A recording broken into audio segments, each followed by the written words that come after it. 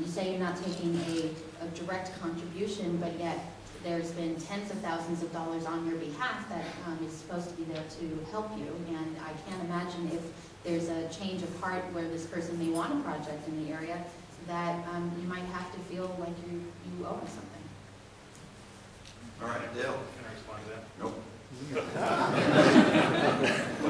but I would invite the two of you to take it outside. But Dale, you do get to ask the next question. This is a question for Steve. Given the financial challenges that are facing the city right now, and given the financial challenges that are facing businesses in Santa Barbara, and given the fact that any complex job takes at least a year to learn, how do you propose, if you are elected, to do the job of both President of the Chamber of Commerce and Mayor of Santa Barbara simultaneously? Well, I'm not a politician, and I've never been the mayor of Santa Barbara, but I have been the president of the Chamber of Commerce for 21 years. And I'm proud that I care so much about Santa Barbara. And that's the reason that I'm running for mayor. I talked to lots of people before. This is one of the toughest things I've ever done, is run for public office. It's a very tough thing to do. And it's completely contrary to my nature. But I care enough to believe that it's important. This is about the economy. That's the time that we're in. And that's what the Chamber of Commerce is about. It's about building a vibrant economy. And that's what I think the City Council and the city should be about for the next 4 years. So I'm committed to put in whatever time it takes. And I'm a fast learner. Response? Sure. What I can tell you is that being a council member is a full-time job. And I think the businesses in this community need a Chamber of Commerce that is an advocate for them. And that, in these times especially, is a full-time job. No disrespect to Steve, but I don't think there's anybody who can do both of those jobs well. Bob, you have a chance to ask a question of another candidate. You have 30 seconds if you wish. I heard that... yeah, you want to grab a microphone, please? I've heard that some of the people up here are good checker players, but Dale is a chess player. And I got your brochure here. It has Dale and self and the lady and Hotchkiss. And you have backing from the guy from Texas, $50,000 each campaign possibly. What is going to be your next move on this chess playing? Are you going to have this slate in the news press? Is this going to be a Citizen Kane kind of election? Both Mr. Hansen and Ms. Schneider are under some misapprehensions. There is such a thing as an independent expenditure committee. I have no control over what Randall Van Wolfswinkel does with his time and his money. I have not advised him. I'm not asking for anything from him. So whatever he does, that's his business. I'm running for mayor because of all the people seated at this dais. I'm the one with the most experience, the decisiveness, and the willingness to stand up when tough decisions need to be made. And that's why you should vote for me. Not because of what somebody else does with their campaign committee, not because of an advertisement somebody got in the mail. Not for me. I had nothing to do with it. Listen to me. Listen to what I tell you about what I want to do for this city that I love so much. Thanks.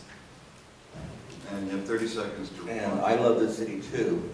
And the election starts October 5th. And I would think this is going to be the news press slate. And we've got Citizen Kane knocking on our door. Isaac, do you have a question? Yes, for Councilman Snyder. You've been on the council for 6 years, so therefore you have seen some good financial times with the city, and apparently wasn't prepared for the crisis. As matter, what would you do different than you've done as a council member to eliminate this crisis? I'm assuming you're talking budget.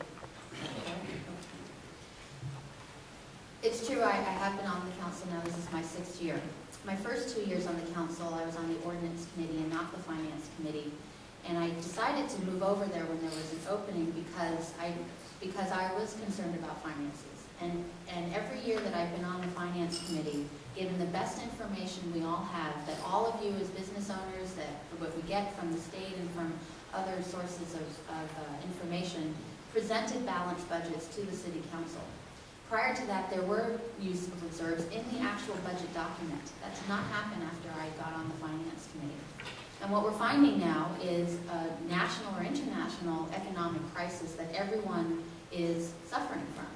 And doing what we can to reallocate resources where we can, reorganize departments where it's necessary. My background in human resources management, I believe, is a good way to look into this, and with some background experience on the staffing issues around in the city.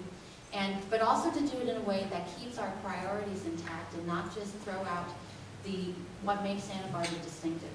So I'm going to continue looking at that and continue focusing on using the best information we can in order to keep the priorities that we have in place and to present balanced budgets when we put a budget together like we have been. Isaac, 30 seconds to reply. Apparently, the information used might have projected a balanced budget, but apparently it didn't happen through all those years. We've had one of the best economic times in the last 4 or 5 years, except rule of 7. So apparently, there was no foresight to put enough reserves aside to be able to help us weather through this economic downturn. Ladies and gentlemen, join me in thanking our 5 candidates.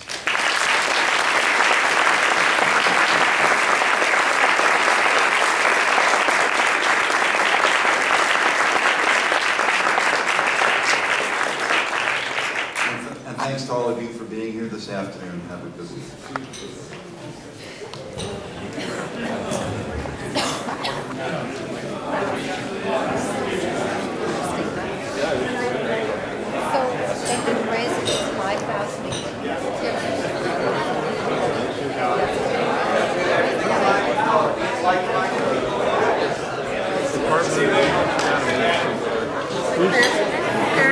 Is that student run or is that? No, teacher-based. Career center. Yes. And one good teacher would be good to Dotson? yeah, it's on DOT? DODSON. Smell? Smell. Great job,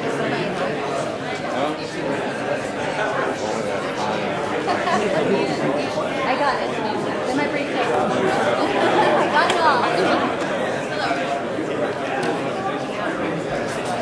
I'll show you what should be going on. Thank you.